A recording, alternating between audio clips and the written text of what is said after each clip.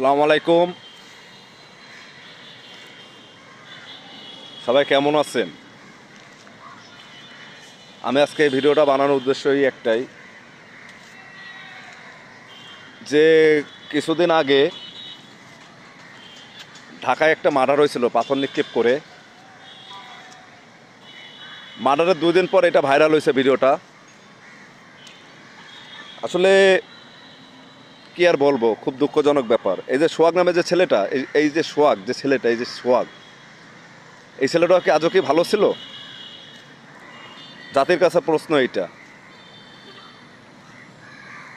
যে যেরকম করবে তার প্রতিফলন কিন্তু সেরকমই হবে। আজকে এই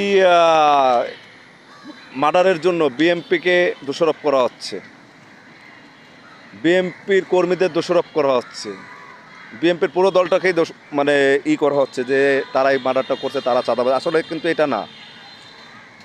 আমরা না জানে শুনে, যে জিনিসটা না বুঝি সেই জিনিসটা না জানে শুনে প্রথমেই আমরা সার্কুলার করি। আসলে এটা কিন্তু উচিত না। আগে আমাদের জানতে হবে, বুঝতে হবে, যাচাই করতে হবে, তারপরে জিনিসগুলো বলতে হবে, প্রচার করতে হবে। আর আমরা তার আগেই যদি না জানে শুনে এটা উল্টাপাল্টা যদি প্রচার করি, এই যে বিএমপি চাঁদা চাইছে এর জন্য তাকে সোহাগকে মারা হয়েছে, এই বিএমপি এই করতে চাইছে বলে, দখল করতে চাইছে বলে এর জন্য সোহাগকে মারা হয়েছে, এখন কেঁচো খুঁজতে যায় সাপ বেরোয় আসছে।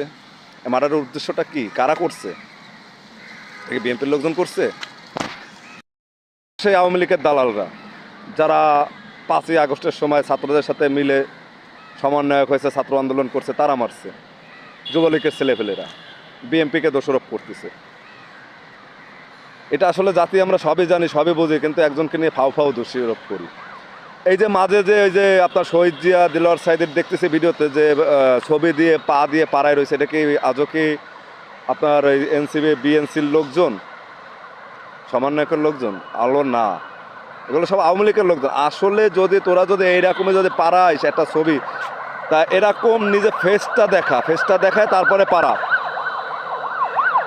তোরা ফেস না দেখায় শুধু পা দেখাচ্ছিস, দেখে পা দেখাচ্ছিস, ভাবছিস কি জাতির জনগণ কি কিছু বোঝে না? আলো তোরা এই ছাত্রদের মতন কর, যারা আন্দোলন করছে, ডাইরেক্ট মূর্তি ভাঙ্গিছে, ফেস দেখাইছে, ডাইরেক্ট হুসিউ করেছে, তাদেরকে তোরা কিছু কর। তোরা বিএমপির পিছনে কেন লাগছিস? বিএমপি কি? বিএমপিকে এত কালারিং করা কিন্তু সহজ না। এরা হলো তো শিক্ষিত ঘরের ছেলে পেলে, এরা হলো শিক্ষিত ঘরের রাজনীতি করে। এরা তোদের মতন মূর্খ রাজনীতি করে না, মূর্খ দলের। আজকে তোরা আমি তোমাদের একটা